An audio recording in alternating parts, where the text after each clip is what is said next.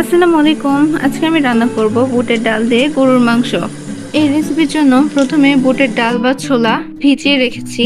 একটা পাত্রে গরুর মাংস ভালো করে ধুয়ে নিয়ে নিলাম।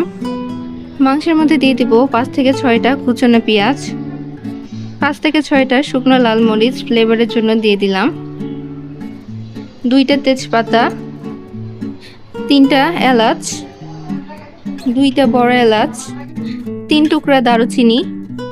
আমি এখানে স্বাদমতো লবণ দিয়ে নিলাম, 1 চা চামচ হলুদ গুঁড়া, 1.5 চা চামচ মরিচ গুঁড়া, 1 চা চামচ ধনিয়া গুঁড়া। এখানে একটু বেশি পরিমাণে রসুন বাটা দিয়ে দিতে হবে, 1 চা চামচ আদা বাটা, পরিমাণ মতো সরিষার তেল দিয়ে দিলাম। এখন সবগুলো মশলা ভালো করে হাত দিয়ে মাখিয়ে নিব। একটু সময় নিয়ে ভালো করে মাংসগুলো মাখিয়ে নিতে হবে, তাহলে মাংসের মধ্যে মশলাগুলোর ভালোভাবে ঢুকে যাবে। যত ভালো করে মাখবেন এটার স্বাদটাও কিন্তু ততই বেড়ে যাবে। মশলা মাখানো মাংসগুলো প্রেসার কুকারে কষিয়ে নিব। সবগুলো মাংস প্রেসার কুকারের মধ্যে দিয়ে ঢাকনা লাগিয়ে 6 থেকে 7টা সিটি দিয়ে নিব।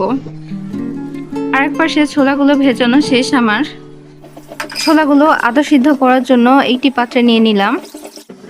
আদা সিদ্ধ হওয়ার মতো পরিমাণ মতো পানি দিয়ে দিলাম। ছোলাগুলো আধা সিদ্ধ হওয়ার জন্য ঢাকনা লাগিয়ে কিছুক্ষণ অপেক্ষা করব। কিছুক্ষণ পর ঢাকনা উঠিয়ে ছোলাগুলো আধা সিদ্ধ হয়েছে কিনা সেটা দেখে নিব। আমার ছোলাগুলো আধা সিদ্ধ হয়ে গিয়েছে। এটি কিন্তু পুরোপুরি সিদ্ধ করা যাবে না, অবশ্যই আধা সিদ্ধ করে নিতে হবে, এতে করে ছোলাগুলো ভেঙে যাবে না। একটি পাত্রে পরিমাণ মতো তেল দিয়ে তেলের মধ্যে কুচনো পেঁয়াজ দিয়ে দিলাম। এখন কিছুক্ষণ নেড়ে ছেড়ে হালকা করে ভেজে নিব। ভাজা হয়ে গেলে এর মধ্যে দিয়ে দিব 5 ফোড়ন। আপনারা অবশ্যই এই ট্রিক্সটি ব্যবহার করার ট্রাই করবেন, তাহলে কিন্তু এই রেসিপির স্বাদ দ্বিগুণ হারে বেড়ে যাবে। আধা সিদ্ধ করে ডাল দিয়ে কিছুক্ষণ নেড়ে নিব।